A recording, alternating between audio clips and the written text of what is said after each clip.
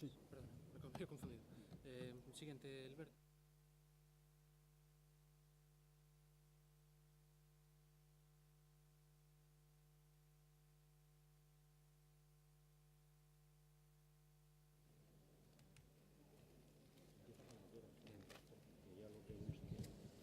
Bueno, vamos a continuar con el panel de expertos sobre dificultades en el cumplimiento de los actos y sentencias en el ámbito urbanístico.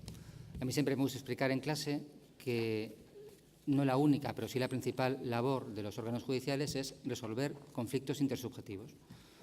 Y los conflictos intersubjetivos, si llegan a los órganos judiciales, muchos de ellos pueden resolverse simplemente con el dictado de la sentencia, con la primera de las funciones judiciales en la Constitución, juzgar. Pero algunos de esos casos requieren algo más, requieren hacer algo posteriormente, requieren ejecutar lo juzgado. Y esa ejecución de lo juzgado, en algunos ámbitos, en el ámbito urbanístico, por ejemplo, se encuentra con a veces importantes dificultades jurídicas y metajurídicas, ¿no? Bueno, ese es uno de los núcleos principales que va a centrar el panel de expertos que tenemos hoy. Panel de expertos que está integrado por José Suay Rincón, catedrático de Derecho Administrativo y en la actualidad magistrado de la Sala Tercera del Tribunal Supremo. A mi derecha contamos con Felipe Iglesias González, profesor titular de Derecho Administrativo de la Universidad Autónoma de Madrid, y cerrará la mesa Mercedes Fuertes López, catedrática de Derecho Administrativo de la Universidad de León. Interverán los ponentes con un tiempo aproximado de 15-20 minutos cada uno, con cierta flexibilidad, y cuando terminen iniciaremos el debate y las preguntas que planteen el público. Tiene la palabra para comenzar el profesor y magistrado José Juan Suay Rincón. Bueno, muchas gracias, presidente de esta mesa, que te ha tocado coordinar y moderar, que no creo que vaya a ser preciso porque estamos con colegas, ¿no? Es para mí una satisfacción estar aquí pasando el día. Lamentablemente he tenido un problema de programación y me voy a tener que ir un poco antes de lo esperado, pero he pasado un día estupendo, dedicado a seguir con mucha atención las intervenciones que han precedido a estas ahora nuestras, porque les ha definido bien Roberto Bustillo cuando ha dicho que soy catedrático de Derecho Administrativo, que es lo que esencialmente soy y sigo sintiendo la vocación universitaria y por encima de todo. Y ahora no diré tanto que solo accidentalmente, pero bueno, de una manera, pues en el conjunto de mi trayectoria mucho más secundario, pues ahora tengo el honor de pertenecer, de ser un miembro más del Poder Judicial y dedicarme al ejercicio de una función también apasionante. Pero mi ánimo, mi espíritu es sobre todo universitario, y de alguna manera por eso cuando me invitan a estas cosas pues las acepto con mucho gusto, porque lo que me gusta es hablar, oír, intercambiar opiniones. Algunos de mis colegas, probablemente mucho más juiciosos que yo, son más moderados y no les gusta tanto hablar. Yo trato de corregirme mis excesos, pero tampoco de alguna manera renunciar a quien soy, porque entonces mejor es que no cuenten con ese turno especial que hay para el acceso a la carrera judicial. Bien, nos toca a lo largo de estos días hablar de cosas extraordinariamente importantes que se vienen resaltando desde el principio. El urbanismo no es cualquier materia. Se ha dicho desde muchos puntos de vista, se ha enfatizado la perspectiva jurídica, la perspectiva económica, es la principal probablemente fuente de riqueza económica del país, donde los intereses son más plurales y heterogéneos, donde esos intereses muchas veces son de manera radicalmente contrapuestos. En fin, se sitúa en este ámbito unas circunstancias, se sitúa el urbanismo en un contexto que no es para nada equiparable al que sucede en otros sectores. Y en relación con este asunto, pues las polémicas son muy vivas y son muy intensas. Nos toca ahora descender a una de ellas. Yo, pensando en lo que podía aquí contarles, y conociendo, pues quería referirme o dividir mi intervención en dos partes, tal vez no con el mismo contenido, o sea, no exactamente simétricas, más bien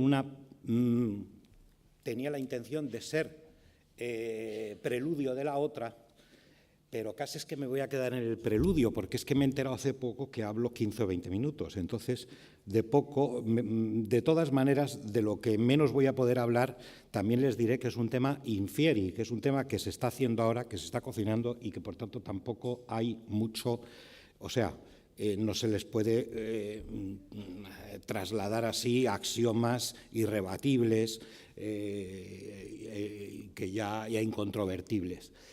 Pero no me parece, podría también empezar directamente ahí, pero de alguna manera creo que las cosas también tienen su contexto y hay que situarlas en sus ciclos. Y es por eso importante también referirme a esa parte que al final, pues, literariamente sería una especie de preludio, un preludio que es casi en lo que me voy a quedar.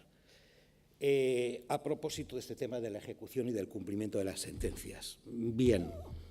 El título que nos reúne a los miembros de esta mesa, dificultades para el cumplimiento de los actos y sentencias en materia urbanística.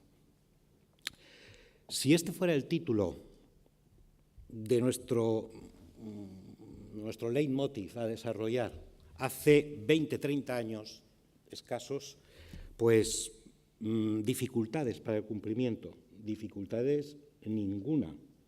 Dificultades ninguna, más que dificultades, imposibilidad de cumplimiento. Las sentencias hace 30 años no se crean en el ámbito urbanístico, difícilmente se cumplían. No era fácil llevarlas a sus efectos. ¿Y por qué? Bueno, esto es producto de una... la razón de ser de esto pues está en la historia. Siempre fue difícil cumplir las sentencias. En la historia del derecho público, el derecho administrativo, pues desde el primer momento siempre fue esto muy difícil de llevar a efecto. En plena dictadura, el poder aceptó controlar su discrecionalidad. Se aceptó la discrecionalidad del poder, pero la administración retuvo para sí el poder de ejecución de las sentencias. La ejecución no era cuestión judicial, era cuestión administrativa, de la que se ocupaba la administración y de su incumbencia exclusiva. Y esa es la situación de origen. Solo con la Constitución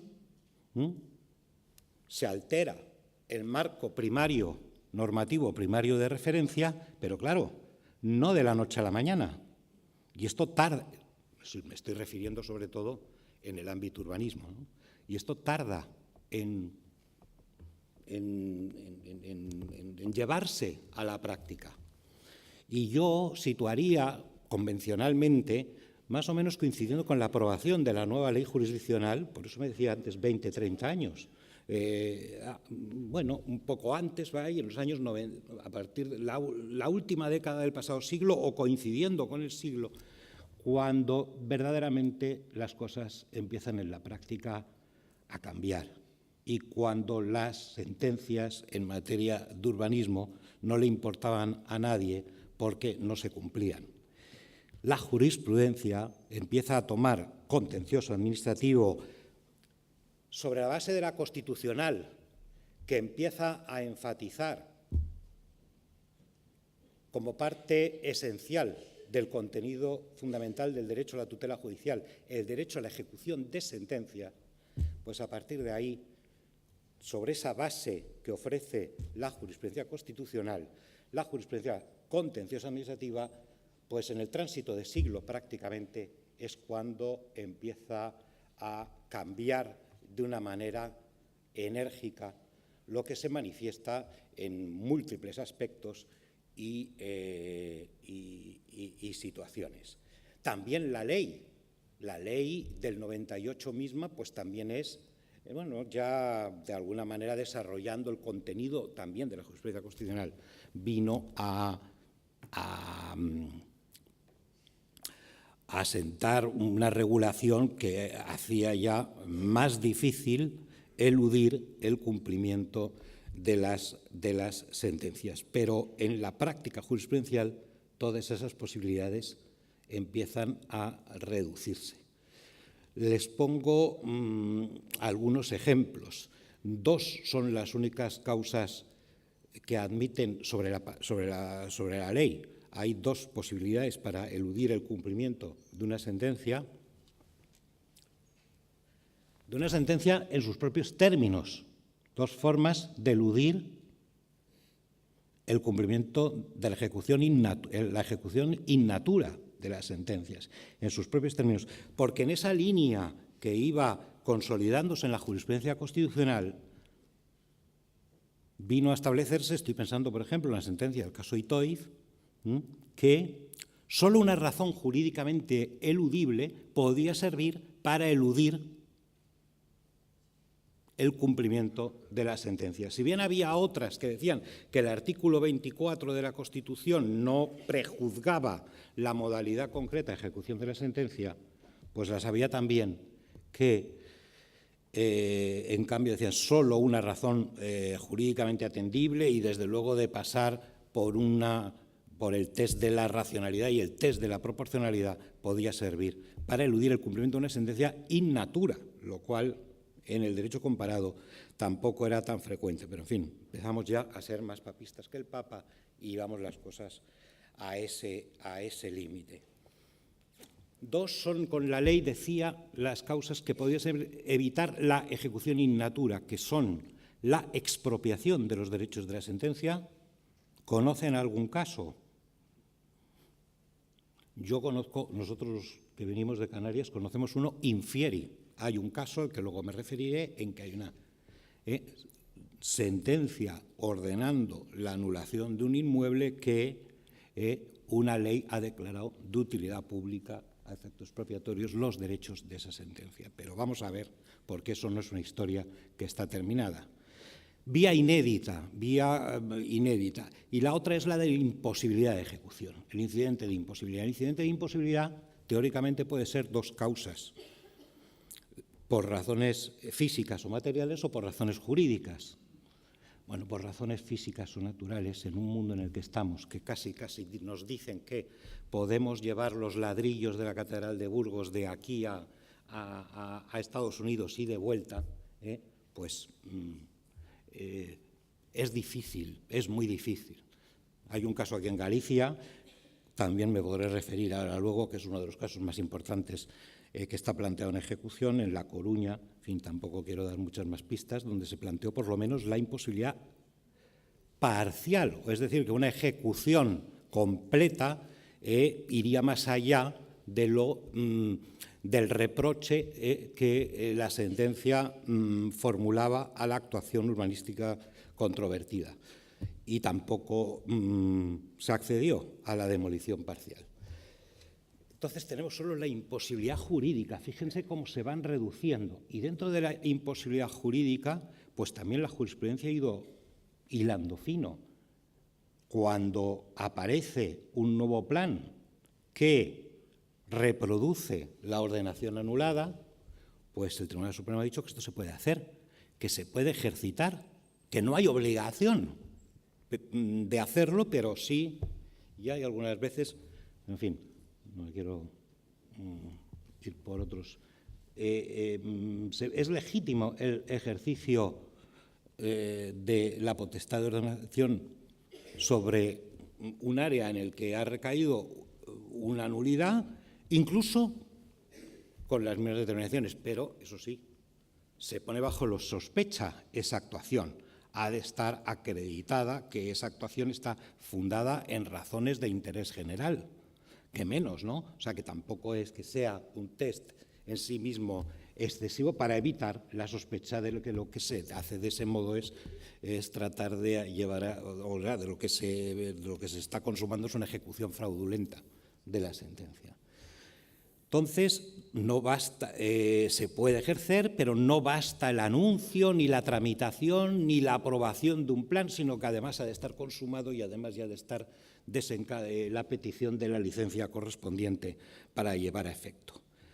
Desde el punto de vista temporal, el plazo de 2 meses para pedir la ejecución, el plazo de 2 meses para aducir una causa de incumplimiento, pues hombre, no es de caducidad, no es tan rígido como para ser de caducidad, pero de alguna manera, si se retrasa, pues también hay una sospecha de que la administración está entorpeciendo la ejecución de una sentencia. O también, una vez suscitado un incidente de ejecución, de imposibilidad de ejecución, pues también se mira bajo sospecha. En fin, nunca las soluciones son del todo radicales, pero no cabe suscitar un segundo incidente de imposibilidad de ejecución fundada, desde luego, en otra razón de ser. Entonces, la jurisprudencia ha ido, digamos, ante multitud de situaciones, endureciendo las condiciones para eludir el cumplimiento de la sentencia. Tampoco que haya terceros adquirentes porque como la anulación sucede, pasados tantos años ya la obra se ha construido y se han transmitido a terceros, pues tampoco la existencia de terceros es causa impeditiva, en principio, de la ejecución de sentencias. Ni tampoco la presencia de bienes demaniales, la construcción de un bien de dominio público. Precisamente en este asunto tuve ocasión de poner, yo no soy muy pródigo en votos particulares, pero en este caso tuve ocasión de poner un voto particular a esa sentencia porque, bueno, pues, por ejemplo, en el derecho francés, un colega de muchos de ustedes pues lo ha trabajado mucho, la intangibilidad de la obra pública. Obra pública mal plantada no se destruye nunca, traduciendo de alguna manera la expresión francesa. En este caso se trataba de un sitio de mi ciudad adoptiva, que es Las Palmas de Gran Canaria, y era la Biblioteca General del Estado, que era pues el centro, es conectado un poco con el derecho a la educación, el derecho a la cultura, con derechos fundamentales, trataba de justificar que el derribo era una modalidad, pero podía haber otras. Es decir, yo pienso que el límite habría que situarlo más bien en la impunidad. Lo que no es de recibo es la impunidad. Lo que no es de recibo es que una actuación quede sin respuesta, porque alimenta también pues conducta hasta ahora. Que existan modalidades alternativas de ejecución de los fallos, de alguna manera tiene hasta su base en la propia ley jurisdiccional. Bien, ante estos, en algunos casos excesos, y que, por ejemplo, en este caso a mí me pareció que suficiente para poner un voto particular, pues ha venido la reacción del legislador. Y la reacción del legislador ha venido por el artículo 108.3 de la ley jurisdiccional, que ya se ha mencionado incluso esta tarde, en algún momento también esta mañana. El artículo 108.3, que aunque tuvo desde luego un claro antecedente en la legislación autonómica, de alguna manera yo creo que al Estado en la ley jurisdiccional se incorporó en el trámite del Senado en una enmienda de última hora. Es decir, está lleno, vamos a decir, de incógnitas, 108.3. Si no quieren decir defectos, incógnitas, plantea muchas incógnitas. Se trató un poco de esto, de terciar en este debate que estamos planteando, pero no sé si con mucho tino o con poco, y eso que estaba la experiencia que había, bueno, que sobre todo en Cantabria había dado lugar a una ley que se declaró inconstitucional por el Tribunal Constitucional fundamentalmente, pero eso está imprejuzgado, fundamentalmente por razones competenciales, por considerar que la comunidad autónoma carecía de competencias, pero vamos, tampoco es claro si incide en el ejercicio de la función, de la ejecución de las sentencias. Sobre el artículo 108.3 ya hemos tenido ocasión de pronunciarnos en el Tribunal Supremo varias veces y vamos despejando algunas incógnitas, otras no. Las fundamentales, en una primera sentencia de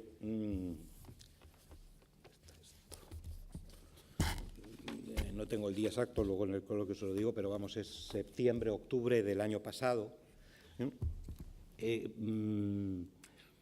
dijimos dos cosas importantes. Una primera, que no es, el 108.3 no es causa de imposibilidad de ejecución de sentencia, no es un artículo, entre otras cosas, no está planteado ni en el 105, que es el que se refiere a las causas de inejecución, no es causa de inejecución. Bueno, también se dice, en la medida que es así, no vulnera el artículo 24 de la Constitución, es decir, que si fuera causa de inejecución, pues podría ser que al menos hubiera lugar al planteamiento de una cuestión de inconstitucionalidad para que el Tribunal Constitucional respondiera. No es causa. Y también hemos dicho otra cosa, yo creo que además este es un caso en Galicia también. Es que yo en ese momento no estaba en la sección, en septiembre, pero en un caso relacionado con Galicia también me voy a decir que se aplica a situaciones litigiosas producidas con anterioridad a la reforma.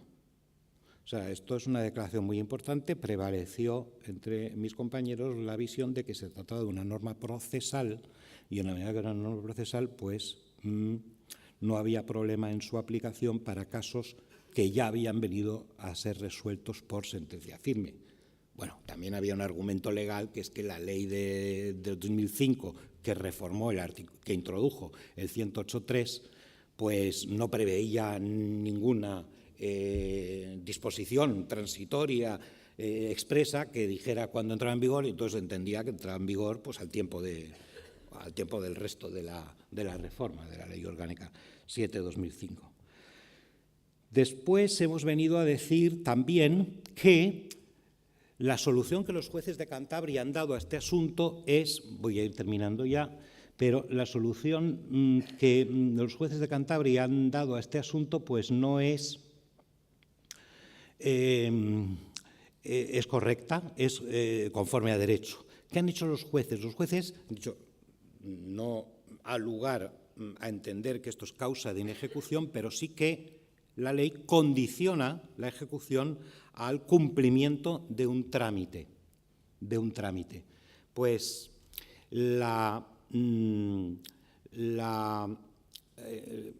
los jueces en Cantabria dispusieron que para cumplir el 108.3 y su contenido propio se trataba de establecer una serie de garantías para garantizar los derechos de los terceros de buena fe, pues para establecer esas garantías, precio de todas las escrituras de compraventa más el 30%. La Comunidad de Cantabria planteó un recurso de casación porque quería que no solo eso, o no discutía tanto el criterio para la fijación de las fianzas, como decir, no, es que hace falta resolver, hace falta elucidar quiénes son terceros de buena fe, pagarle solo a esos y resolver la cuantía concreta que corresponde a cada uno de ellos. Bien, en esto hemos resuelto que no ha lugar, que esto tiene su sede natural en los procedimientos correspondientes para la exigencia de responsabilidad y que, por tanto, ese criterio que establecía la fianza en el precio de las escrituras de todas las viviendas afectadas, más el 30%, pues era no la única solución correcta, pero era una solución correcta para afianzar, dar cumplimiento a este precepto y continuar con la ejecución. Y hace una semana hemos tenido la última sentencia, además este es otro caso de Galicia, y hemos venido a decir algo que ya se anticipaba en la anterior a propósito del concepto de terceros de buena fe. Ya se anticipaba en el anterior que no hay una coincidencia con el tercero de buena fe registral. De buena fe registral.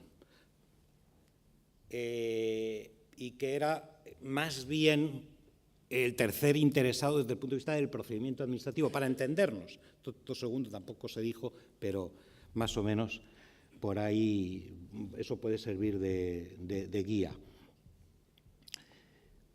Vamos a ver. En esta última sentencia se ha negado explícitamente la condición de tercero de buena fe al titular de la licencia, porque el titular de la licencia ha sido parte en el proceso y ha podido, por tanto, en el proceso declarativo correspondiente, defender su derecho. Luego estamos hablando siempre de terceros distintos al titular. Y entre los terceros, por un lado, respecto del criterio registral, se amplía y se puede llegar a reducir. Se amplía en el sentido de que no está excluido de antemano que por terceros de buena fe deban de entenderse no solo los adquirentes, sino titulares de otros derechos reales o personales. No está, todo esto se está haciendo, ¿no? Y luego, por otro lado, aunque la fianza se calcula según todas las escrituras de compra-venta, no quiere decir que todos sean de buena fe. Eso habrá que elucidarlo, porque a lo mejor hay terceros de mala fe, hay terceros que saben que digamos, hay un caso en tribunales y que como consecuencia de eso se produce una transmisión pues, a un precio, por ejemplo, más bajo del que correspondería en mercado, porque, digamos, lleva un muerto con el caso, ¿no? Y entonces se obtiene. Bien, esta es la línea en la que ahora estamos, todavía interpretando el artículo 108.3 y sus consecuencias.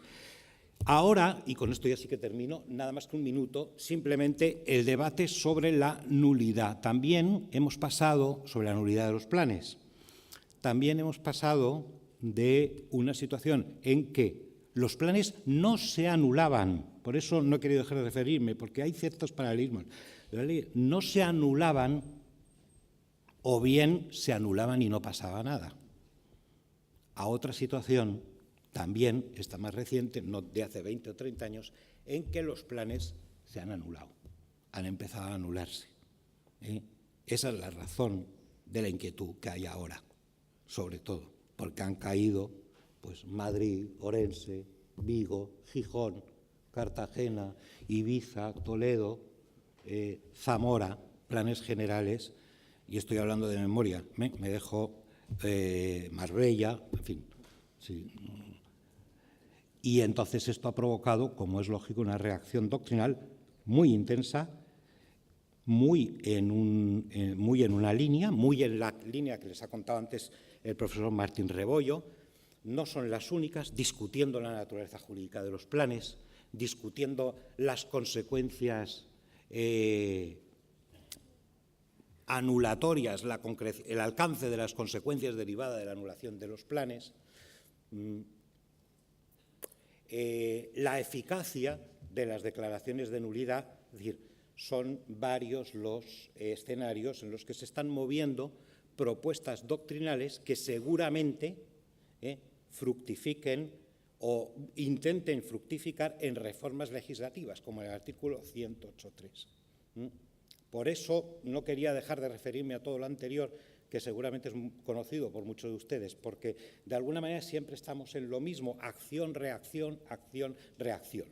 El problema en estas cosas es siempre pasarse de frenada, es no movimientos bruscos en la ley del péndulo, pero probablemente, efectivamente, cuando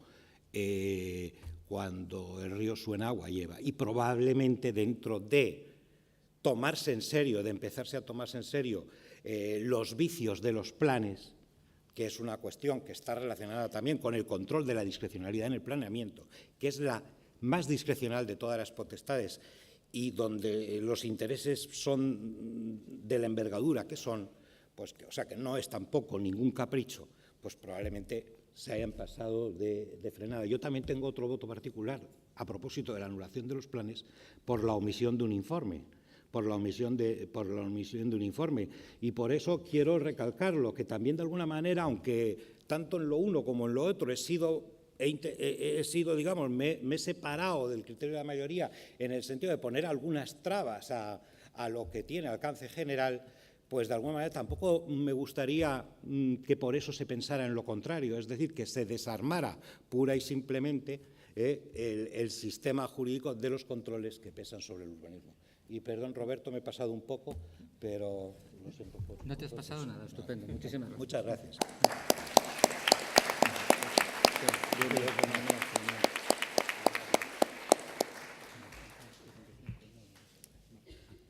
Bueno, pues tiene la palabra ahora el profesor de la Universidad Autónoma de Madrid, Felipe Iglesias González. Adelante. Muchas gracias, Roberto. Muchas gracias a APLU por la invitación, esta nueva invitación a este congreso espectacular, la verdad es que toca los temas más importantes y de actualidad del derecho urbanístico. Bueno, se conocía hace un mes y pico una noticia que decía que el Ministerio de Fomento se estaba planteando redactar un borrador de anteproyecto de ley de seguridad jurídica en el urbanismo. Ya el propio título da que pensar, ¿no? Qué mal tenemos que estar para que haya una ley, tenga que haber una ley que ponga seguridad en el urbanismo. Bueno, pues ese proyecto de ley, ese borrador de anteproyecto de ley, yo no lo he conocido, no he conseguido ver, lo he buscado varias veces en la página web del Ministerio de Fomento. Pero bueno, es una buena noticia, ¿no? Al menos el Ministerio de Fomento se plantea reformas legislativas al respecto, porque es evidente, lo ha puesto de manifiesto el anterior ponente, que hay una catarata de sentencias anulatorias de planes urbanísticos, no solo planes generales, también planes de desarrollo, también proyectos de urbanización, proyectos de distribución, etcétera, que provocan una situación pues, muy compleja y que bueno, pues se trata de alguna forma de intentar evitar. Algo intuyo que tiene que ver que el actual titular del Ministerio de Fomento sea el anterior alcalde de Santander, ¿no? Cuyo plan general también ha sido anulado, ¿no? Imagino que será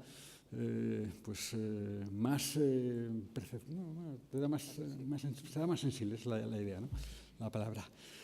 Yo lo que voy a hacer es exponer 6 problemas jurídicos sobre la nulidad de planes con 6 propuestas, que son mis propuestas de solución, de mejora, y la idea es que, bueno, que puedan servir al efecto, ¿no? He preparado un juego de diapositivas para intentar ser lo más preciso posible, también ajustarme al tiempo. El primer problema es evidente, ya lo ha puesto también de manifiesto el profesor Martín de Rebollo de forma clarividente. Hoy por hoy el criterio es que cuando se anula un instrumento de planeamiento se anula en su conjunto, es nulidad de pleno derecho, no anulabilidad, con efectos ex tunc, no ex nunc. Por lo tanto, desaparecen todos los efectos jurídicos que había provocado ese instrumento de planeamiento, sea plan general, sea planeamiento de desarrollo.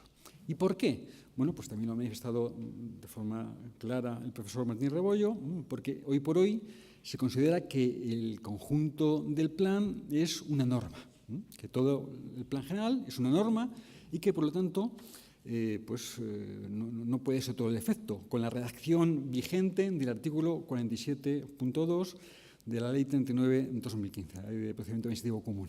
Si efectivamente el plan es una norma, la nulidad de una norma solo puede provocar nulidad de pleno derecho con efectos ex tunc, con la lectura del 47.2 vigente.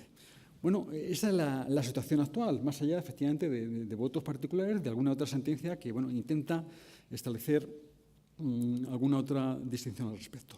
Bueno, esa es la situación en la que tenemos en la actualidad. Soluciones, propuestas de reforma para evitar esta situación. Bueno, pues dos. También el profesor Martínez Rebollo las ha expuesto, ¿no? Yo voy a intentar ir un poco más lejos. La primera reforma sería modificar el tenor literal del artículo 47.2. Y efectivamente citaba el profesor Martín Rebollo el artículo muy reciente del profesor López Ramón, que pone de manifiesto que no siempre en la jurisprudencia se había considerado que la nulidad de la disposición de carácter general era nulidad de pleno derecho. Efectivamente, pone de manifiesto que había dos tesis, la unitaria y la dualista. Bueno, lo que pasa es que en los últimos tiempos ha sido la visión unitaria la que ha triunfado, ¿eh? Y ahí estamos. Y efectivamente, pues en esa lógica sería imaginable pensar que podríamos establecer criterios distintivos, ¿eh? Que no cualquier nulidad que afectase a una disposición de carácter general, a un reglamento, a un plan, en esa tesitura, en ese conocimiento, ese entendimiento de que el plan es en su conjunto una norma, bueno, pues se podría establecer grados, ¿no? Bueno, si efectivamente afecta al núcleo duro del plan, afecta al núcleo duro de la disposición de carácter general, efecto nulidad de pleno derecho, pero si es un problema de tramitación puramente procedimental, para entendernos, si nos falta un informe, pues caramba, ahí el efecto no debía ser nulidad de pleno derecho, debía ser probablemente anulabilidad con la posibilidad de convalidar ese defecto. Bueno, eso es pro futuro, ¿no? Yo dudo mucho que esa reforma hoy por hoy sea factible. Yo creo que es recomendable, ¿eh? No sé yo si la veremos, ¿no? Tenemos, esa ley es muy reciente, 2015, y no sé si, bueno, pues, luego ahora, con carácter general, entre paréntesis, no solo la reforma de esta ley, sino de cualquiera, no sé si tenemos la mejor coyuntura política, ¿no?, para emprender reformas de ese tipo, ¿no? Habrá que esperar algunas semanas o algunos meses, pero bueno, se hace lo que se puede. Al menos nuestra labor es aquí proponer propuestas de mejora. Bueno, esa sería la primera posibilidad. Segunda posibilidad, descartando o relegando a un futurible esa reforma del 47.2 de la Ley 39 de 2015. Segunda reforma posible, distinguir en el planeamiento entre contenidos normativos y contenidos no normativos de los planes. La jurisprudencia de los años 60-70 lo dudó. Y había sentencias que discrepaban y consideraban que los planes generales no todo era norma, que podían ser considerados como actos administrativos dirigidos a una pluralidad determinada de personas. Bueno, pero sin embargo triunfó, ¿no?, la jurisprudencia que consideraba que los planes tenían carácter reglamentario. En los años 70, y de forma más o menos reiterada, la jurisprudencia ha ido por ahí. ¿De verdad los planes generales son en su conjunto normas, reglamentos? Yo creo que todos estaremos de acuerdo en que las normas urbanísticas del plan general sí, sin duda, ¿no? Pero ¿y el resto? También. Es decir, ¿un plano de calificación, de clasificación del suelo es de verdad norma? Si cogemos los criterios que distinguen norma y acto, pues yo no lo tengo tan claro, ¿no? Primer paréntesis también, porque tampoco está muy clara, ¿no?, la distinción de los criterios de norma y acto. Esto cuando lo explico en la facultad les digo a mis alumnos criterios, pero hay otros criterios, pero tampoco está tan claro. Se quedan sorprendidos, pero ¿cómo es posible? Es que ni tan siquiera está claro dónde llega la norma, dónde comienza el acto administrativo. ¿Pues esto qué es, no? Se sorprenden, ¿no? Pero qué complicado es esto, efectivamente, ¿no? Pero descendiendo, un plano de clasificación o de calificación del suelo, ¿de verdad tiene contenido abstracto? ¿De verdad? Otro criterio, ¿qué era derecho? No. Un plano de calificación aplica las normas urbanísticas y asigna a un determinado propietario una determinada norma zonal. ¿Dónde está el contenido normativo? En las normas urbanísticas que establecen las normas zonales y los derechos. Probablemente ahí, el plano que asigna a este terreno se le aplica la norma zonal 1. ¿Eso es creación de derecho? Yo creo que no, es pura pura aplicación. ¿Qué decir de un catálogo de bienes protegidos? ¿Un catálogo tiene contenido normativo? En absoluto. ¿Qué decir de la memoria? ¿Qué decir del resto de documentos que componen un plan general, cualquier instrumento de planeamiento? Por lo tanto, yo creo que sería posible distinguir contenidos normativos.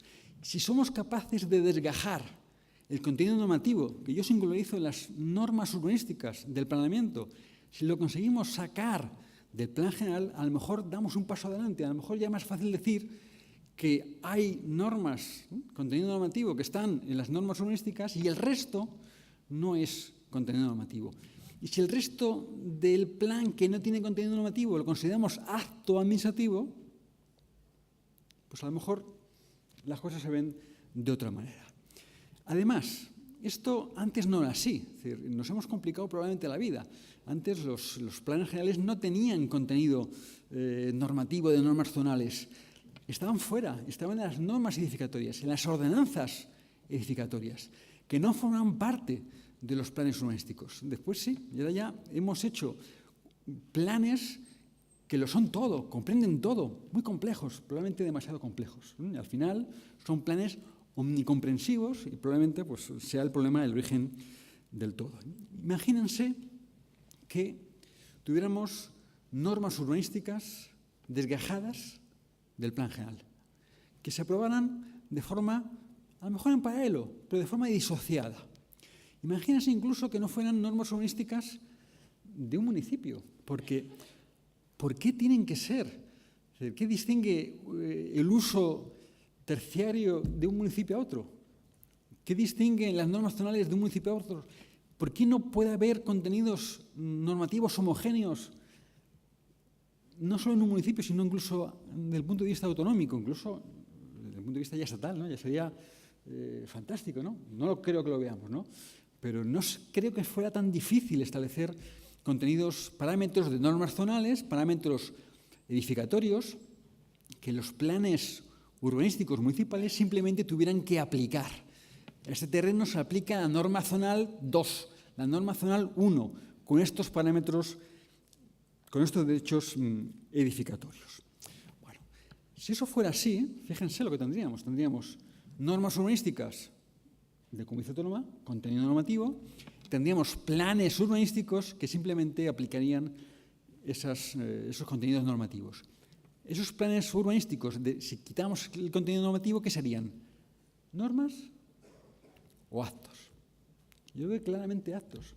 Y si esos planes que aplican normas y le asignan esas normas, esos criterios normativos a determinados terrenos, terreno a terreno, finca a finca, si son actos administrativos, si se anularan, ya no estaríamos en la nulidad de pleno derecho, ya estaríamos en el supuesto de anulabilidad. El debate es radicalmente distinto. En el ámbito de las disposiciones de carácter general, en el ámbito normativo, el criterio hemos dicho que es nulidad de pleno derecho. En el ámbito de los actos administrativos es al revés. Como regla general es anulabilidad y solo algunos supuestos tasados son los supuestos de nulidad de pleno derecho. Y también conseguiríamos, si de verdad los planes fueran actos administrativos, que la nulidad tendría efectos nunc, no efectos stunc. También otro gran salto, aunque también en línea de lo que decía el profesor Martín Rebollo, pues si además disociáramos o conseguíamos desaparecer esa distinción, pues mejor que mejor. Bueno, ahí queda. Es decir, yo creo que por esa vida se puede transitar. No es fácil, sin duda, porque estamos acostumbrados a que el plan general sea un conjunto y que todo tenga contenido normativo, pero bueno, ahí queda esa propuesta. O al menos, si quieren, sin llegar al último extremo de disociar de forma absoluta, al menos tramitar de forma separada, de delimitar bien claramente qué partes del plan general tienen contenido normativo y qué partes tienen contenido no normativo, por lo tanto funcionan como actos administrativos. De forma que cuando un ciudadano recurriera a un plan, tuviera que poner de manifiesto que recurre. Si el contenido normativo, y ahí sí, nulidad de pleno derecho, efectos ex tunc, o recurre a algo que no tiene contenido normativo.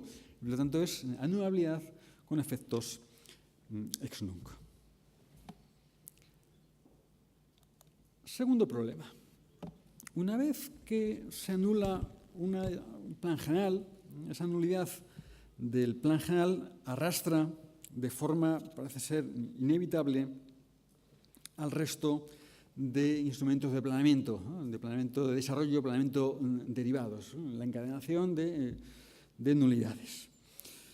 Bueno, eso es lo que ocurre, esa es la realidad. Es cierto que normalmente, hasta que no se anule ese plan parcial que desarrolla ese plan general, pues no surtirá efecto esa nulidad, pero todo el mundo sabe que cuando ha caído el plan general, ese plan parcial está herido de muerte y que cualquiera que lo ataque, cualquiera que lo impugne, lo gana en los tribunales sí o sí. ¿Y esto por qué? Porque se entiende que la relación entre plan general y el resto de instrumentos de planeamiento de desarrollo es una relación de jerarquía y que no puede existir un plan parcial si ha decaído, si se ha anulado el plan general del que trae causa. Se considera que no hay independencia entre plan general y plan parcial. Digo plan parcial, pero podría hablar de plan especial de cualquier otro instrumento de planeamiento. Bueno, eso es lo que hay, ese es el problema que tenemos. Propuesta de mejora. Bueno, pues yo creo que podríamos considerar que la relación entre los planes, la relación entre plan general y planeamiento de desarrollo no es necesariamente de jerarquía. Yo creo que aquí hay ya bastante tradición jurisprudencial que dice, no, cuidado, hay jerarquía, pero no siempre. También funciona el criterio de especialidad. Claro, piensa en el siguiente ejemplo. Un plan parcial que desarrolla una ficha de un plan general. Cuando se aprueba ese plan parcial, ¿se sigue aplicando la ficha del plan general? En absoluto. Ya se aplica el plan parcial. La ficha del plan general servía para redactar ese plan general, ese plan parcial, pero se aplica el plan parcial, sustituye en su aplicación al plan general. El plan general ya, en su contenido, ya murió. Por lo tanto, si eso es así, me parece que es evidente, ¿por qué la nulidad del plan general va a arrastrar necesariamente al plan parcial? Si viven en mundos ya diferentes, desde el momento en que nació el plan parcial, ya rige el plan parcial. ¿Por qué ha de encadenar la nulidad del plan general al plan parcial? Yo creo que no debería ser así. En la legislación canaria se ha avanzado un poco en esta tesitura. Y hay un artículo que habla, que intenta salvar de la nulidad aquellos planes que sean funcionalmente independientes. Quiero recordar que dice el tenor literal de la nueva legislación canaria. Yo creo que vamos por ese camino.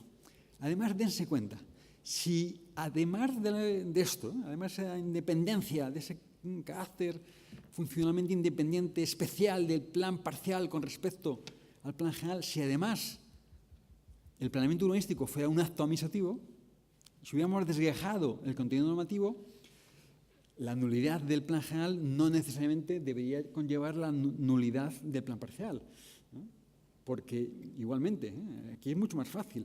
La relación entre planes es más complicada que la relación entre actos administrativos. Yo creo que habría bastantes argumentos para justificar que son actos administrativos independientes y, por lo tanto, con base en el artículo 49 de la Ley 39 de 2015, sería posible justificar que no hay extensión de la nulidad del plan general al plan parcial y, por lo tanto, habría posibilidad de subsanar, convalidar, conservar, que es el problema que tenemos ahora.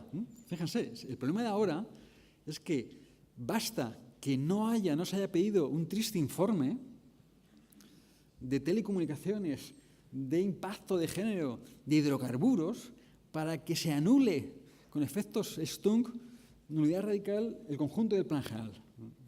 Oiga, no, permíteme, si fuera acto administrativo, sería, bueno, pues, ¿qué falta ese trámite? Pues se convalida.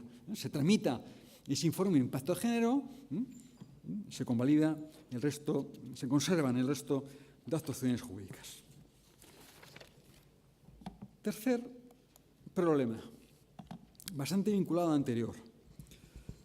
La nulidad del planeamiento urbanístico se extiende a los actos de aplicación. Y actos de aplicación no solo licencias, sino el resto de instrumentos urbanísticos, proyectos de reparcelación, de distribución, que es todo, de expropiación, todo.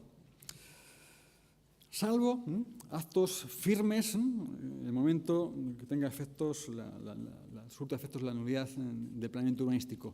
Salvo, por cierto, también supuestos, salvo la revisión de oficio, que también es otro problema, porque puedes estar bajo el paraguas de la firmeza, pero la jurisprudencia también ha dejado claro que eso no impide que pueda haber revisión de oficio. Solución, pues un poco equivalente a la anterior. Si el planeamiento urbanístico fuera acto administrativo, no sería mecánica esa contaminación de la nulidad del planeamiento a los actos administrativos. Se pueden considerar como actos independientes. De forma que efectivamente algún tipo de coligación hay, están coligados, ¿verdad? Hay alguna relación, pero son independientes. Esto en Francia lo tienen bastante bien articulado. Esto se planteó en su momento y una reforma legislativa con una comisión ad hoc y ahí se consideró, en un término bastante poético, ¿no?, que las licencias cristalizaban. No sé cómo traducirlo al español, pero bueno, eran independientes. La licencia ya ha producido sus efectos, no tiene ningún sentido que la nulidad del planeamiento afecte a la licencia. Ha cristalizado, entre comillas. Cuarto problema jurídico, también anulado al anterior. Nulidad de las reparcelaciones, que es la anterior, porque la reparcelación, la distribución, no deja de ser también un acto administrativo, pero el problema aquí es agravado, porque mientras que una licencia se puede volver a tramitar, mientras un proyecto de urbanización se puede volver a tramitar cuando reaparezca, cuando se vuelva a tramitar de nuevo el plan general 5 o 6 años después, ¿vale? Pues tú vuelves a tramitar tu triste licencia. La reparcelación es mucho más complicada, la distribución es mucho más complicada. ¿Por qué? Porque ya ha accedido al registro de la propiedad. Y naturalmente el registrador de la propiedad, bajo ningún concepto, va a cancelar los asientos por mucho que se haya declarado nulo el proyecto de reparcelación. La Dirección General de los Registros exige que se haya notificado que han sido parte en ese expediente contencioso administrativo todos los afectados, todos los interesados, lo cual jamás se producirá. Ya se cuidará muy mucho el que esté tramitando el pleito de que eso no ocurra. Por lo tanto, claro, ¿cómo se arregla esto? ¿Cómo se arregla la nulidad de un proyecto de equidistribución? ¿Cómo se está haciendo en la práctica? Se toman como parcelas aportadas de la nueva reparcelación las parcelas resultantes, que son las que están inscritas en el registro de propiedad, de la reparcelación anulada, que coinciden, curiosamente, con las parcelas resultantes de la nueva reparcelación. Es un paripé. Esto es un poco absurdo, ¿no? Pero es lo que hay que hacer. Es lo que te pide hacer la administración local. ¿Por qué? La administración local se queda huérfana, es que ha desaparecido la reparcelación, el proyecto de distribución. Pero yo me pregunto, ¿para qué quieres? ¿Para qué te sirve ya el proyecto de equidistribución? Se ha accedido al registro de propiedad, los efectos jurídicos ya han desaparecido, ya está, ya ha llegado, ya se ha consumado el proyecto de reparcelación. ¿Para qué quieres? No, ¿y cómo voy a dar licencias urbanísticas? ¿Pero para qué? ¿Qué tiene que ver? ¿Qué tiene que ver el proyecto de distribución con las licencias? No tiene nada que ver, tendrá que ver con el planeamiento. Las licencias se otorgan con base en el planeamiento, no con base en el proyecto de distribución. El proyecto de distribución, cuando se ha accedido al registro, ha muerto. Si se anula, como si nada. Eso es lo que yo defiendo. No lo he conseguido jamás. Esto cuando he intentado convencer a algún equipo jurídico, y lo entiendo, yo me pongo en su lugar y digo, no, apruébame el proyecto de equidistribución, claro, para tener cobertura. Me falta un proyecto, apruébame otro. Pero fíjense, un ejemplo práctico. Me van a permitir que ponga un ejemplo madrileño, ¿no? En Madrid, Valdebebas.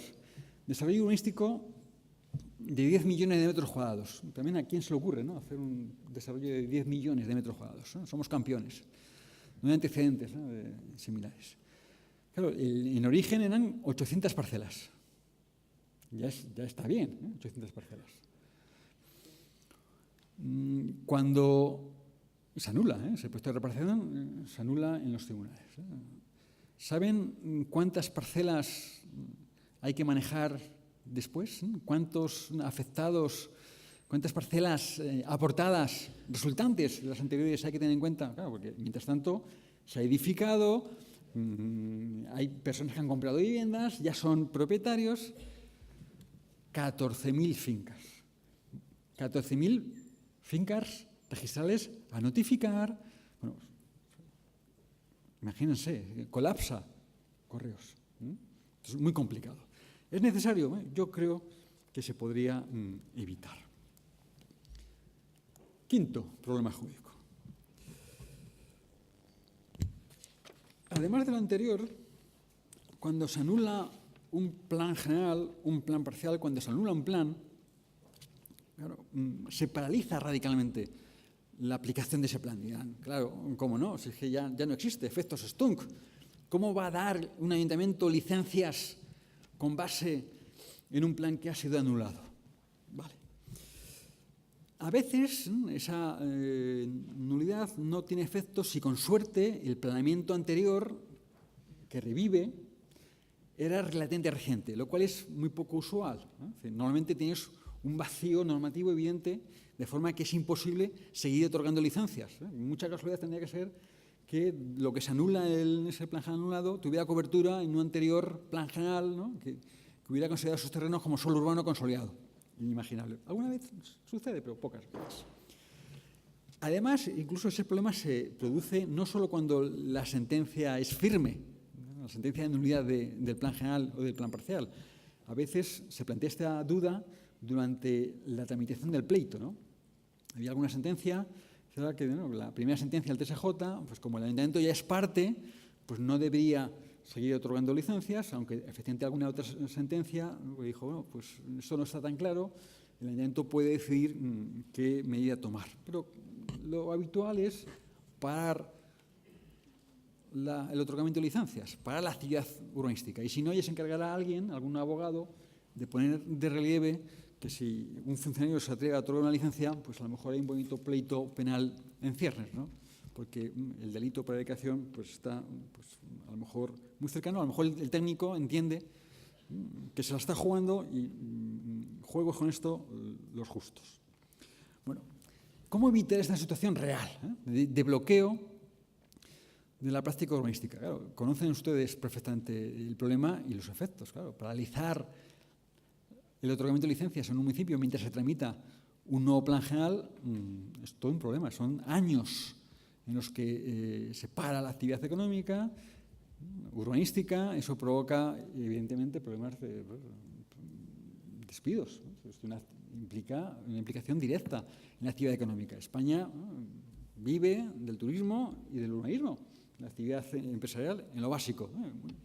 El resto sumamos, está muy bien, pero el Producto Interior Bruto es el que es en España, hoy por hoy.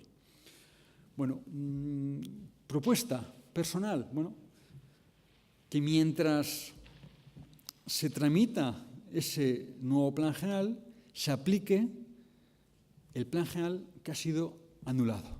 Dirán ustedes, qué barbaridad, pero bueno, si ha sido anulado, bueno, pues yo creo que está justificado, se ha justificado una aplicación transitoria de ese plan general anulado para evitar ese vacío normativo con algunos límites.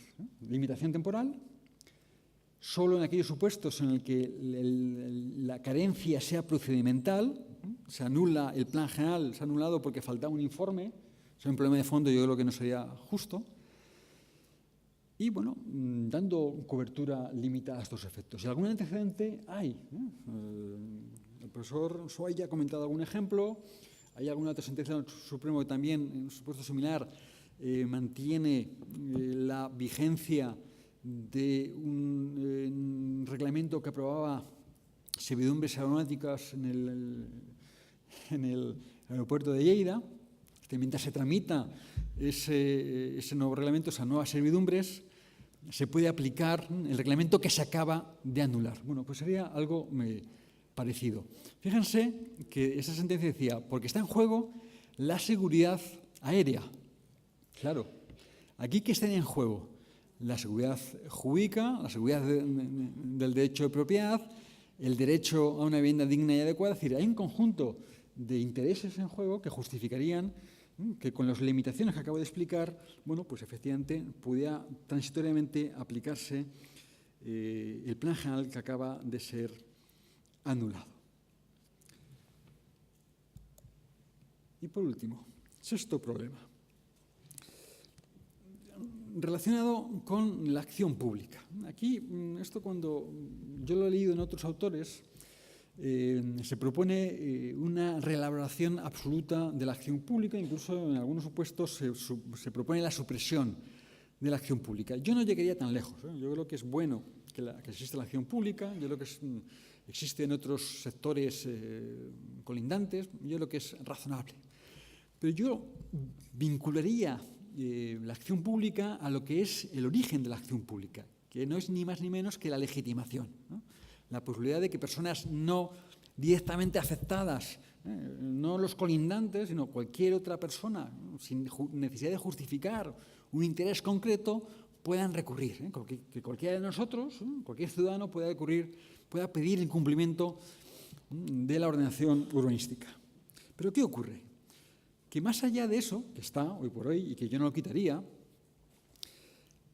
se vincula también el ejercicio de la acción pública con una ampliación de los plazos a efectos de recurso. De forma que, con el tenor literal que tiene hoy la acción pública en el texto refundido de 2015, estatal, la acción pública se vincula al ejercicio, a los plazos de la potestad de protección de la legalidad urbanística. Y eso significa, el estándar está en 4 años en la legislación autonómica, muchas ya han superado a 6, 8, 10 años, de forma que durante esos 4, 6, 8, 10 años, desde la ejecución total, la financiación total de las obras de edificación, cualquier persona puede acudir a los tribunales para recurrir una licencia. Yo creo que es un plazo excesivo, ¿no? Yo creo que aquí merma la seguridad jurídica de forma más que notable. Es que yo me pregunto qué tendrá que ver el ejercicio de la protección de la legalidad urbanística, que me parece bien que tenga esos plazos de 4, 6, 8, 10 años en función de la normativa autonómica, con la impugnación de una licencia, con la impugnación de un proyecto de reparcelación. Yo creo que tiene poco que ver. Una cosa es que la administración pública tenga esos plazos para garantizar que nadie construye sin licencia o en contra de la licencia, es una potestad pública, pero equiparar esa potestad pública en plazo con la potestad de un particular me parece excesivo. En el caso de la administración pública está bien equilibrado el interés público, en el caso del ejercicio por un ciudadano con esos plazos me parece excesivo. Entonces, yo mantendría la acción pública con su contenido básico, pero no necesariamente lo mantendría, no lo vincularía con el ejercicio de un plazo ampliado. Dirán, bueno, ¿esto es relevante? Pues sí, y mucho. Cuando viene un inversor, voy a decir un inversor extranjero, no hace falta que sea extranjero, basta que sea español. Cuando alguien pregunta en cualquier transacción inmobiliaria por los plazos de impugnación de la licencia que se acaba de obtener, y tú le cuentas que, oye, sí, el plazo son 1 mes, 2 meses, desde el momento de la notificación de la licencia, si vas por la impugnación directa, pero si vas por la vía de la acción pública, son estos otros. Claro, te miran con ojos muy abiertos, dicen, ¿cómo? ¿Qué me estás contando? ¿Cómo es posible semejante diferencia? Cuando el inversor es extranjero ya ni les cuento, porque esto es absolutamente impensable. Dicen, no, de verdad, a veces dudan de ti hasta el punto que van a un segundo abogado y dicen, oye, dime de verdad, yo creo que este se equivoca, este no tiene ni idea. ¿De verdad es que los plazos son de 4, 6, 8, 10 años desde la finalización total de las obras? Pero esto es una inseguridad jurídica, o sea, que 10 años después puede venir alguien y acabar con la licencia. Digo, sí. Y además, espera que no te lo he contado todo. Además, en España funciona una cosa que se llama recurso indirecto. Y el recurso indirecto significa que tú puedes recurrir directamente la licencia e indirectamente el plan. Y te puedes cargar, puedes anular el plan 20, 30 años después. ¿Cómo? ¿Sin límite? Pues sin límite. Si suman estos dos fenómenos, el recurso indirecto, que yo no lo quitaría, si suman recurso indirecto con los plazos tan largos del ejercicio de acción pública, la mezcla es explosiva, y provoca una inseguridad jurídica evidente. Bueno, pues yo creo que con este catálogo de problemas y de respuestas, pues en mi humilde opinión, pues podríamos arreglar a algo la situación pues complicada que tenemos en la actualidad. Aquí lo dejo. Muchísimas gracias.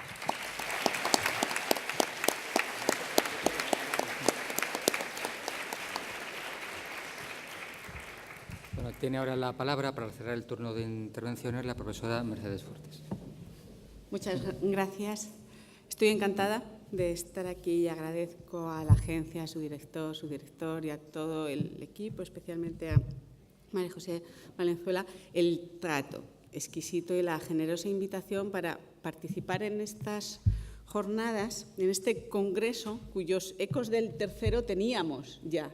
Y venir aquí es un auténtico privilegio. Les felicito por el éxito y sobre todo por la oportunidad de compartir mesa con compañeros a los que tanto estimo, por haber estado un día escuchando ideas bien relevantes y, sobre todo, porque espero sus intervenciones a partir de esta magnífica aplicación, ¿no?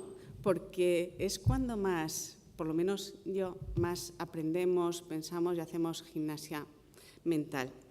Trataré de ser breve, no porque quiera ser breve, bueno, sí quiero ser breve, pero no porque fuera mi propósito, sino porque tenemos unos pequeños ajustes de horario y quizá también porque así haya, sin perjuicio de que no estemos todos, más posibilidad para las intervenciones, si le parece al moderado o moderador. Bien, pues dificultades, ¿no? Era el rótulo. Dificultades para el cumplimiento. Claro que hay dificultades. Cuando se ha inaugurado esta mañana este congreso tan extraordinario, hemos disfrutado de un vídeo maravilloso, unos paisajes preciosos de Galicia. Pero yo me acordaba de Enrique Jardiel Poncela, porque, claro, en la mayoría de esos paisajes en los que seguiríamos disfrutando tiempo y tiempo, pues la mano del hombre, del urbanizador, no había puesto su pie y no lo había destrozado o afeado. Es decir, que sí hay problemas, sí hay dificultades para que toda la actividad que necesitamos para desenvolvernos como sociedad, para tener nuestra vivienda, nuestros sistemas dotacionales, nuestras plazas, nuestras instalaciones, pues sean adecuadas. Yo también tenía previsto, y al hilo de las intervenciones de quienes me han precedido en el uso de la palabra, establecer algunos de los problemas, obstáculos que yo veía con distintas propuestas, sin repetirme porque lamentablemente el abanico de dificultades, de obstáculos, no es cerrado. Hay que señalar en primer lugar que en este ámbito del urbanismo es un sector que no puede presumir de modélico. La trayectoria de incumplimientos es larga. Les resumo un sucedido que lamentablemente no es una anécdota, un sucedido que viví hace aproximadamente 20 años, cuando vine a Galicia. También no fue aquí en Santiago, sino en Vigo, a un curso que se organizaba bajo el rótulo de la protección de la legalidad urbanística. Yo había presentado hacía tiempo un trabajo para analizar, ¿no?, la coordinación del urbanismo con el registro de la propiedad, el catastro. Acababan de publicarse no solo normas en Galicia, sino un reglamento para facilitar la inscripción de actuaciones urbanísticas en el registro de la propiedad, y tuvieron la amabilidad, como en esta ocasión, de invitarme a mí y compartir mesa con otro magistrado. Esto me llena de orgullo, estar siempre en compañía de magistrados del Supremo. Y era toda una sesión por la tarde en un auditorio tan grande y tan lleno como este, y previamente nos habían citado a las 2, porque pues, querían, son ustedes muy generosos, tener una comida para luego pasar a las intervenciones. Y me indicaron, yo venía en el coche, ahora ya suelo venir en medios públicos, y veníamos mi marido y yo, y me dijeron, no hay ninguna pérdida, Mercedes, a entrar en Vigo, 2 grandes torres, allí mismo va a ser el congreso y además en la planta primera pues vamos a celebrar pues esta pequeña comida previamente para hablar. Yo estaba encantada, claro, yo vengo a estos sitios encantada para escucharles y comiendo pues se me ocurre preguntar, aparte de encantada soy curiosa, digo, caramba, qué cosa más curiosa en estos 2 bloques, va un auditorio grande y esto dice, no, es que esto es un club financiero, económico, pero me dice una funcionaria del ayuntamiento, y no tiene licencia, jiji. No tiene licencia, yo me atraganté. Pero bueno, digo, pues nada, aquí está la máxima representación del ayuntamiento, la gerencia, digo, pues esto es como en muchos casos los tribunales, pues la inauguración y se otorga una licencia fáctica, asunto resuelto. Me dice, Mercedes, las cosas nunca son tan fáciles. Hay una sentencia del Supremo ordenando la demolición de las 2 torres. Eso fue hace 20 años. Las torres siguen allí, porque se regularizó. Algunas funcionarias, una se me acercó y me dijo, Mercedes, tú que sabes de la ley hipotecaria, tengo esos vicios. Leerme la ley hipotecaria, a mí me han dicho que si está inscrita mi vivienda, mi apartamento, no lo pueden tirar. Y le dije, no te preocupes, siempre se solucionan las cosas. Hay un precepto, el más difícil de la ley hipotecaria no es el artículo 34, es el 36, la prescripción contra tábula, y secundum tabulas, seguro que hay una solución. La hubo y, como digo, esas 2 torres siguen ahí, a pesar de la sentencia. Es decir, que en el ámbito urbanístico la historia no es modélica. ¿Y por qué? Entre las muchas causas que ya se han señalado. Yo creo que, entre otras, de manera un poco desordenada, está la perversa costumbre de los ciudadanos, ya que siempre enfocan para exigir responsabilidades a la Administración, yo empiezo por los ciudadanos, ¿no? La perversa costumbre de ciudadanos, promotores, constructores de o no solicitar licencia o extralimitarse de la licencia. ¿Por qué? Porque hay un juego, lo han explicado los economistas, algún premio Nobel, pero todo viene de las explicaciones de Adam Smith, que es un juego de probabilidades. ¿Qué probabilidad hay de que me sancionen y de consolidar mi licencia? Y en ese juego de probabilidades siempre gana la consolidación y seguir adelante. Eso es perverso, Y se une a los últimos años, se ha explicado muy bien esta mañana, conectándolo con todo el sistema de financiación de la especulación inmobiliaria. El profesor Ramón Martín Mateo publicó un libro simpático, La gallina de los huevos de cemento, porque ciertamente la gallina de los huevos de oro durante muchos años en España era el urbanismo y esas construcciones desaforadas. Esa es una de las causas de las dificultades, que se hacen mal las cosas. Otra de las causas, a las que luego comentaré las posibles alternativas, es la cercanía del alcalde, sobre todo en las pequeñas localidades, los concejos, todo en el norte de España. Yo vengo de León, exactamente igual como en Galicia, muchas entidades locales, y los pequeños municipios hay una cercanía del alcalde con el vecino, del cual depende su voto, y claro, pues no le iba a dar el disgusto de que se va a abrir un expediente sobre su casa, ¿no? Pues ya se verá en la siguiente etapa.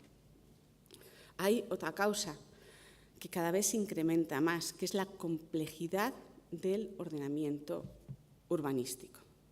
Un ordenamiento que, si durante años pues, teníamos una ley, unos planes y toda esta jerarquía normativa, se ha convertido no en una línea jerárquica, sino en una percha donde se van incrustando toda la normativa de edificación, toda la normativa de eficiencia energética, hay que atender a los sistemas generales, obras públicas, la protección ambiental y, ciertamente, un ordenamiento complejo que se nos vuelve en contra a la hora de buscar defectos, incumplimientos, deficiencias que pueden llevar al traste, como un castillo de naipes, la buena disposición previamente de las actuaciones legales. Otra de las causas, a mi juicio, es la contestación. Ahora todo se contesta. Tradicionalmente se contestaba por los vecinos, ¿no?, que impugnaban porque si se les quitaban las luces, las vistas, los soles. Pero ahora es difícil llevar a efectos muchas ordenaciones. Bueno, lo de Valdeabebas o otros. Se impugna, surgen coordinadoras, como las ETAs, y sobre todo, no hay que desconocerlo, no hay que ser ingenuos, se negocia con el desistimiento.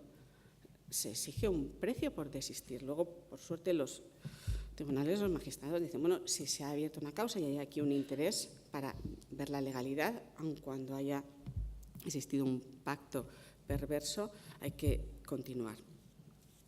Es decir, que hay bastantes causas. Penúltima, por luego dar mis propuestas. Dentro de toda esta complejidad y del tráfico inmobiliario, no es infrecuente que aparezcan terceros, adquirentes. Yo sigo defendiendo el principio de subrogación, aunque ahora se discute en el ámbito urbanístico, y esos terceros pues, aparecen desconociendo toda la historia del planeamiento, de las licencias, de las reparcelaciones, de los conflictos con los vecinos, y cuando hay una demolición, una orden de derribo, invocan, como no podía ser de otra manera, su derecho de propiedad, su derecho de vivienda, y tenemos, por tanto, esta nueva redacción del artículo 108, apartado 3 de la Ley de Jurisdicción, donde trata de buscar un equilibrio en esta balanza que tienen los magistrados, en esa balanza de la justicia. Hay que garantizar la legalidad y la seguridad, pero también tenemos que garantizar los derechos de estas personas que no participaron en el proceso, lo desconocían y además están afectados unos derechos personales fundamentales de ellos que no podemos desproteger. Y el séptimo lugar lo he dejado para el final porque ha aludido de manera más extensa ahora el profesor Iglesias, la cadena de nulidades. Se impugnan los planes generales o parciales y a partir de ahí pues decaen todo el soporte de validez y de seguridad que hasta ese momento tenían estos instrumentos. Bien, estas son dentro del escenario, no del vídeo grato y amable del bello paisaje gallego, sino de muchas situaciones donde no se ha cumplido la legalidad urbanística y tenemos que ser serios los problemas. Y hay un principio que yo creo que tendría la relevancia para estar en el palincesto de Arquímedes, como principio de Arquímedes, que en el ámbito urbanístico, donde cada vez cuesta más levantar una construcción por los proyectos, memorias, evaluaciones de impacto, que hay que señalar, pues es más costoso deshacerlo mal hecho. De ahí la importancia de las soluciones preventivas. Hay que saber que están ahí, pero me voy a referir, siguiendo este mismo esquema que he levemente mencionado, mis propuestas. Empezar en primer lugar con la perversa costumbre de no solicitar licencia. ¿Cuál es la propuesta? Bueno, en primer lugar, la educación cívica que tanto falta, pero también establecer unos nudos, unos trenzados de mayor colaboración entre instituciones públicas, que parece mentira que a estas alturas, estamos ya en el año 2018 y llevamos varias décadas, sigan ignorándose. Es cierto que se hacen reformas para integrar la información del registro con el catastro y con la información que tiene el ayuntamiento, pero siguen a día de hoy existiendo muchas disonancias. Hay que trabar esa relación. se intenta ahora, están a efectos de inscribir en el registro de la propiedad, es ya imprescindible presentar la certificación catastral, en determinadas situaciones la unidad catastral, y hay una importante actuación por parte del catastro para no solo acomodar telemáticamente toda la información, sino pues, inspecciones con drones para modificar las fincas catastrales. Con relación al segundo problema, la cercanía con el alcalde, yo creo que aquí en Galicia tienen la suerte de tener la agencia como un consorcio donde se integra la administración autonómica en los ayuntamientos y me parece bastante adecuado que, sobre todo en los ayuntamientos de menos de 20.000 habitantes, donde hay menos profesionales, grandes profesionales, los funcionarios de habilitación nacional, igual que los arquitectos, pero con cantidad de trabajo en estos ayuntamientos pequeños, que se deleguen las competencias a la agencia. En tercer lugar, con relación a la complejidad, no podemos hacer mucho aquí, ni su buena voluntad ni la mía del ordenamiento, más que reclamar una simplificación de los procedimientos, una claridad en la normativa y también, ¿por qué no?, empezar a exigir que, siendo tantas las administraciones y buscando un objetivo común, haya muchas actuaciones que se tramiten de manera simultánea. Igual que nos han enseñado desde la Unión Europea en la licencia de actividad integral cómo se pueden ir trenzando en un procedimiento complejo las actuaciones, así también deberíamos promoverlo en el ámbito urbanístico. Cuarta consideración breve que quería apuntar, con relación a la contestación de los interesados que protestan o de esas coordinadoras. Habrá que analizar la legitimación. Sí, estoy a favor de la acción pública, pero concretando. Una acción pública no puede buscar la nulidad de un plan basándose exclusivamente en defectos formales. Hay que volver a anudar la acción pública con la legitimación y eso era la conexión con el objeto, no abrir una causa de legalidad general. Y, sobre todo, algo que llevo demandando desde hace décadas, como les decía, desde hace más de 20 años, y muy poco a poco, poquísimamente a poco, se va introduciendo en el ordenamiento jurídico, que es la publicidad de los conflictos. La reforma del año 1990 y luego con el reglamento del año 97 dejó claro que muchas actuaciones urbanísticas, pero también los conflictos jurídicos, la presentación de recursos o contenciosos y, por supuesto, luego los recursos de apelación o casación, deberían darse constancia de los mismos en el registro de la propiedad, insistir en que esa anotación preventiva sea obligatoria. Es cierto que desde los juzgados y tribunales se quiere que sean los interesados quienes soliciten, quienes rueguen esa publicidad, pero yo así lo he considerado. Del mismo modo que hay otras facultades de los tribunales para abrir el debate, los artículos 33, 36 de la Ley de Jurisdicción, así como hay también la discrecionalidad para que se publiquen en los boletines oficiales algunas actuaciones, a mi juicio es indispensable promover las anotaciones preventivas. Eso es lo que, como bien se ha dicho, puede garantizar que luego los pronunciamientos de la sentencia se apliquen a todos los titulares registrales, porque el registro se basa en el tracto sucesivo. Todos los asientos tienen que estar encadenados. Quieren hacer una historia, un relato sin ningún vano. Y es muy difícil, cuando nos falta un salto, volver a reconstruir esa historia por parte de los registradores. Hay que dar noticia a los registradores y pedirles información. Hay un conflicto, yo lo he denunciado junto a otros. He visto otros comentarios porque los registradores amparados ahora en la protección de datos no quieren informar a los ayuntamientos sobre algunos asientos. Bueno, me parece un auténtico dislate.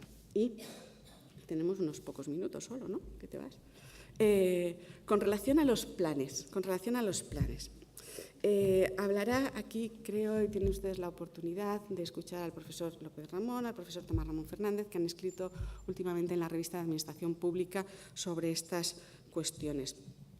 Yo creo que, sin perjuicio de que escuchen sus ponencias interesantes, hay que seguir sus indicaciones, su reinterpretación de que la invalidez de los planes no puede originar la nulidad de los mismos. Hay que aplicar, como ya se ha dicho también en esta mesa, las soluciones que se han dado en el contencioso francés, donde dentro del proceso se puede subsanar la falta de informes, el informe de impacto de género sexual se puede subsanar para evitar esos efectos tan contundentes de la declaración de nulidad. En fin, me había propuesto terminar a las 7, pero espero seguir interviniendo con sus preguntas porque les señalo otras consideraciones no tan apegadas a estas cuestiones prácticas. Estamos en un quicio que va a hacer cambiar el urbanismo. Se han aludido y expresado cuestiones de que hay que cambiar la teoría de las invalidez, diluir un poco los dogmas. Estamos, a mi juicio, garantizando que se subsanen y se convaliden algunas legalidades. Puede ser porque hay que defender los derechos de los propietarios, su derecho a la vivienda, su derecho a la propiedad. Tenemos el Convenio de Roma, nos están condenando desde el Tribunal de Justicia de Estrasburgo, la Carta Europea de los Derechos de los Ciudadanos, donde se reconoce también el derecho a propiedad y, por tanto, desde fuera se nos están señalando que las cuestiones urbanísticas no pueden imponerse de manera tan contundente cuando hay estos derechos de los ciudadanos. Bien, sea así, pero yo reclamo y levanto la bandera de la exigencia de responsabilidad. Si convalidamos construcciones objetivas, porque hay que dar relevancia a los objetivos, a los derechos, que en ningún caso queden las actuaciones irresponsables sin sanción, que se les reconozca la propiedad, pero quien se haya excedido de sus actuaciones urbanísticas, de sus licencias, que pague. En fin, estamos, como digo, en un quicio, en un cruce donde hay muchas instituciones, cada una de ellas con sus funciones, pero no debemos girar viéndolas, al ayuntamiento, al registro, al catastro, a los magistrados, derribar la construcción, exigir una acción de responsabilidad como una rotonda, y ya que estamos en Santiago hay que explicar desde Santiago que no se puede girar una rotonda, que hay que llegar a un sitio, que hay que hacer camino y que hay que avanzar para la lucha contra la legalidad, porque si no es una frustración todo nuestro trabajo, todas nuestras energías, y no hay que vivir frustrado. Muchas gracias y ahora continuamos con las respuestas.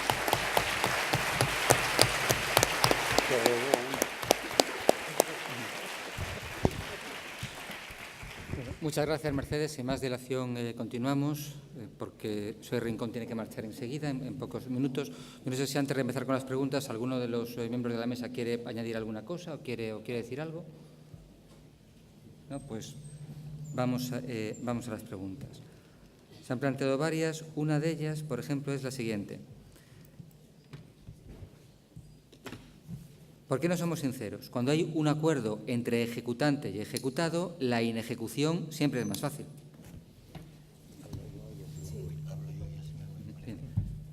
Bueno, gracias a mis compañeros de mesa por su paciencia conmigo.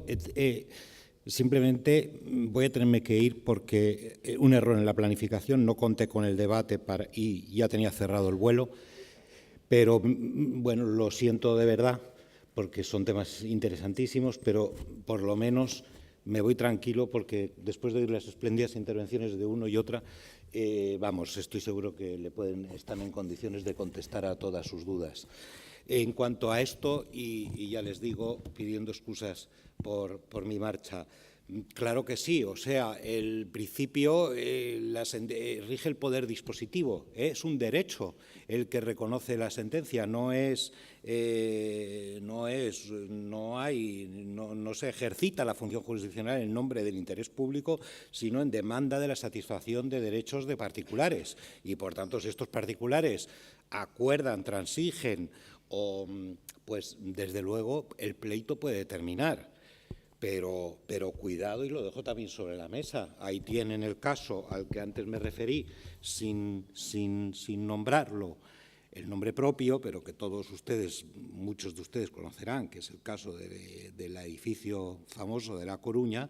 Según he sabido hace una semana o dos, lo que están ocurriendo ahora es que están compareciendo en el proceso de ejecución muchos otros terceros derivados de la ejecución de la sentencia que no habían sido emplazados durante el proceso y que ahora, bueno, viendo cómo se está desencadenando ese conflicto, pues ahí están.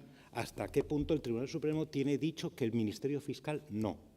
Eso sí, que el Ministerio Fiscal no puede, a propósito de una actuación en Extremadura con un pantano y unos campos de golf, el fiscal quiso intervenir, creo que fue ese caso, pero la memoria me falla mucho, dijo que no, que en cuanto que el fiscal encarna un control de legalidad ordinaria, no repercute en su esfera jurídica, y su misión es la defensa de la legalidad objetiva del ordenamiento jurídico. Ahora, terceros interesados, ¿hasta qué punto pueden aterrizar? Todavía peor, vía la acción pública.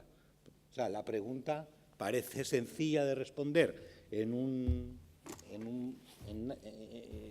a primera vista, pero tiene también muchos de los problemas a los que vosotros mismos os habéis referido. Pues nada más, y perdonen que me tenga que ir. Muchas gracias. Sigan.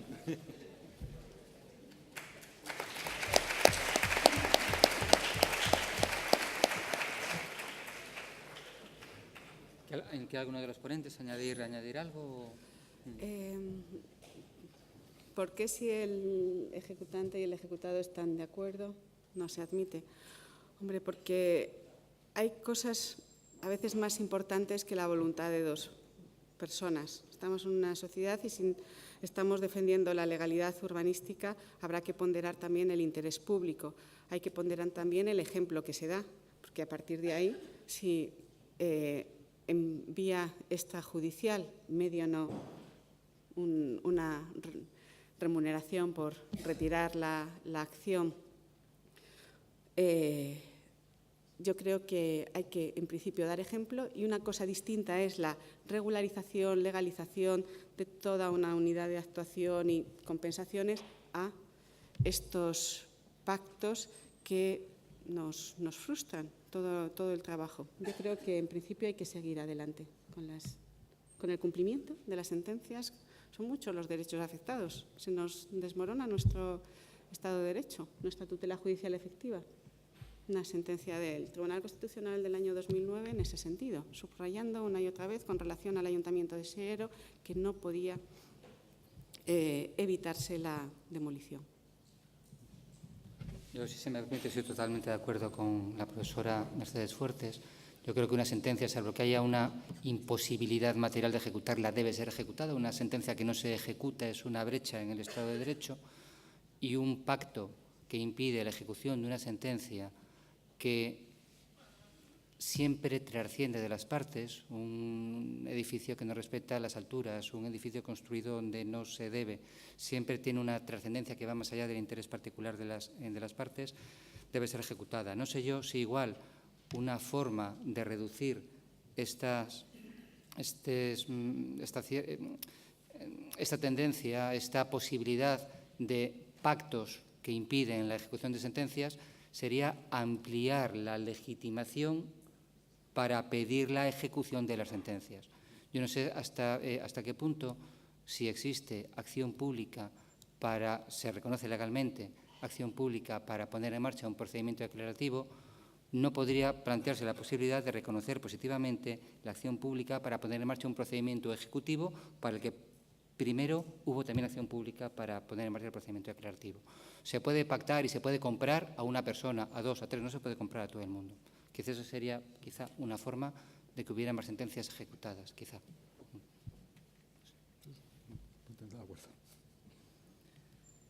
Otra de las preguntas planteadas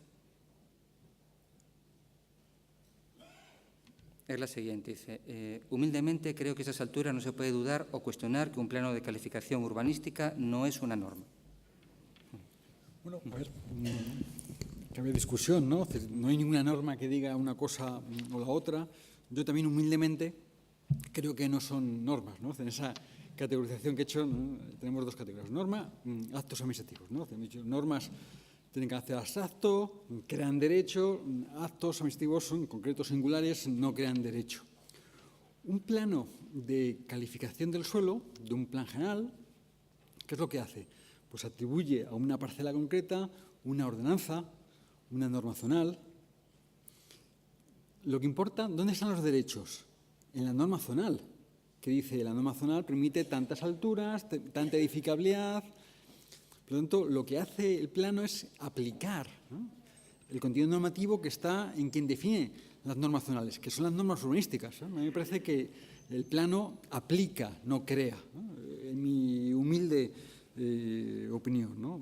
Además, también aquí aprovecho también para dar derecho de autoría, ¿no? Que esto, lo digo yo, os lo he contado aquí, es lo que pienso, pero esto no me lo he inventado yo, ya lo han sostenido otros profesores, ¿no? Desde Santa María Pastor hasta Baño León, que quizás es el que más perfila, ¿no? Baño León lo dice, pues si le sirve a la persona de referencia para contestar, ¿no? Baño León lo dice claramente, los planos no tienen contenido normativo. Además, fíjense, también como intuición, ¿no? Ley de base del régimen local obliga a publicar los actos que tengan contenido normativo. ¿Qué se publica del planeamiento urbanístico? Se publican las normas urbanísticas, algunas veces se publican fichas urbanísticas, los planos no. ¿Por qué no se publican los planos? Porque en el sobreentendido de que no tienen contenido normativo, ni los planos, ni la memoria, ni el resto de documentos no se publican, porque solo se publican los que tienen contenido normativo. El tema, donde más debate hay actualmente es en las fichas, ¿no? Si las fichas urbanísticas de verdad crean o no derechos, ¿no? A mí me cabe la duda, yo creo que no, ¿no? O sea, es más discutible, ¿no? Habría que ver cuál es el contenido de una ficha y eso es otro gran debate también, ¿no? Porque hasta qué punto incluso un plan general puede crear derechos, ¿no? Porque no deja de tener carácter reglamentario. Los derechos deben estar creados en las leyes, ¿no?, y en los reglamentos autonómicos, ¿no?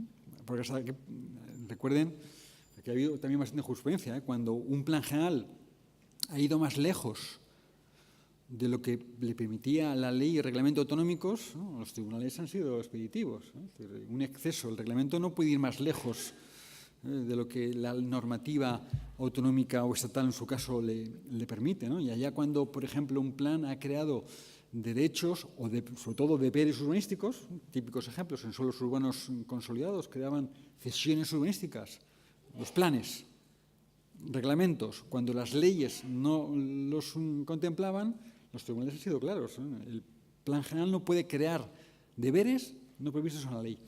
Es otro bonito debate también, ¿no? Que incluso alguien puede decir, ¿no?, los planes, crear deberes, derechos, no, la ley, en todo caso, ¿no? Y lo que hacen los planes es aplicarla persona a persona. El plano más singular no puede ser, ¿no?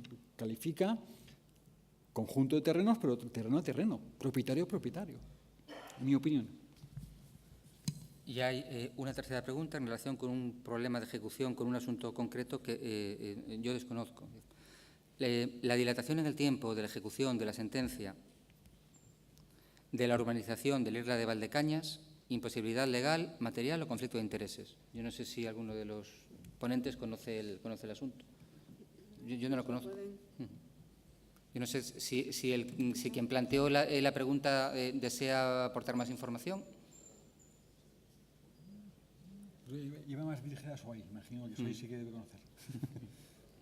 Sí, pero el tiempo, yo por retomar, anoto el supuesto para pensarlo, pero recojo ese anzuelo para señalarles y lanzarles una consideración sobre el tiempo.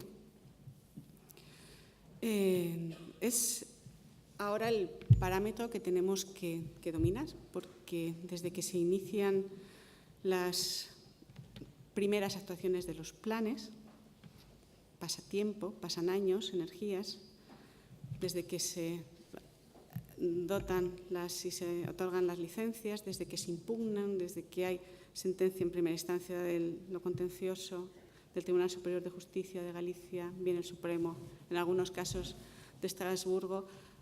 Estrasburgo ha aludido a situaciones de hacía 20 años atrás. El tiempo es un parámetro con el que tenemos ahora que jugar cuando nos estamos acostumbrando, no solo de los chicos pequeños, a reaccionar con un botón, aquí con la aplicación de manera tan inmediata. Y cuando en ese largo tiempo han pasado muchos tiempos, han pasado muchas cosas. Hemos conseguido, en determinada medida, alterar el espacio a través de todas las posibilidades que nos da Internet, ¿no? Antes teníamos los espacios, y bueno, el urbanismo sigue ahí, y la vivienda, pero a efectos de los organismos, de las instituciones, toda esa conectividad nos permite ya desconsiderar el problema del espacio, de la tardanza. Y ahora estamos, en este cambio de siglo, con el problema del tiempo. Cómo modular los tiempos para que realmente las decisiones administrativas sean eficaces, las decisiones judiciales sean eficaces y no afectemos los derechos fundamentales de los ciudadanos, porque ese es el núcleo que justifica todo el aparato administrativo y toda la norma. El defender los derechos, aquí el derecho de propiedad y el derecho de la vivienda. Por tanto, buscaré esa resolución, pero veremos cuántos tiempos y qué ocurrió en esos tiempos que no hemos podido dominar. Pero es una asignatura pendiente ahora. Muchas gracias, Mercedes. Bueno, pues muchas gracias a los ponentes y muchas gracias a todos ustedes.